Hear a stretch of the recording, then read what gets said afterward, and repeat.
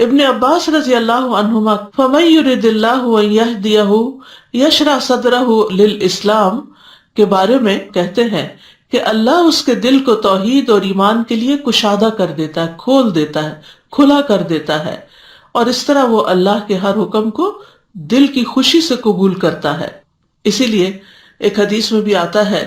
کہ من یرد اللہ بہ خیرا یفقہہ فی الدین، کہ جس کے ساتھ اللہ تعالیٰ خیر کا ارادہ کرتا ہے اس کو دین کی سمجھ دے دیتا ہے۔ اور اللہ سبحانہ تعالیٰ نے یہاں جو فرمایا کہ فَمَن يُرِدِ اللَّهُ أَن يَهْدِيَهُ، جس کے ساتھ اللہ ارادہ کرتا ہے کہ اسے ہدایت دے، تو یہاں ارادے سے مراد ارادہ کونیہ ہے، اور ہدایت سے مراد نیک اعمال کی توفیق دینے کی ہدایت ہے۔ تو ایسے انسان کو آپ دیکھیں گے کہ اس کا سینہ اسلام کے احکامات کے لیے، اس کے شاعر کے لیے کھلا ہوتا ہے، وہ خوشی سے، کھلے دل سے، اوپن مائنڈلی اس کو قبول کر لیتا ہے، اور پھر خوشی سے اس پر عمل بھی کرتا ہے۔ یہ جو آتا ہے کہ نماز منافقوں کے لیے بہت بھاری ہے، لیکن مخلص لوگوں کے لیے وہ آنکھوں کی ٹھنڈک بھی ہے۔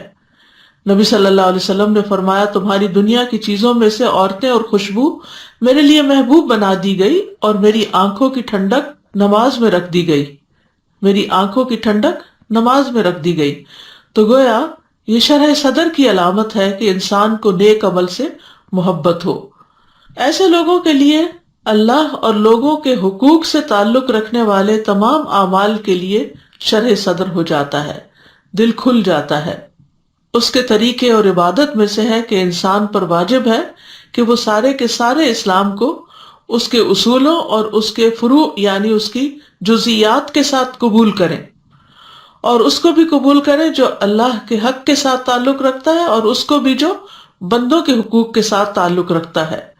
اور انسان کو چاہیے کہ پھر وہ کھلے دل سے ان چیزوں کو قبول کرے، اور اگر وہ ایسا نہیں کرتا تو پھر وہ ان لوگوں میں سے ہو جائے گا کہ جن کا دل اللہ نے ہدایت کے لیے تنگ کر دیا۔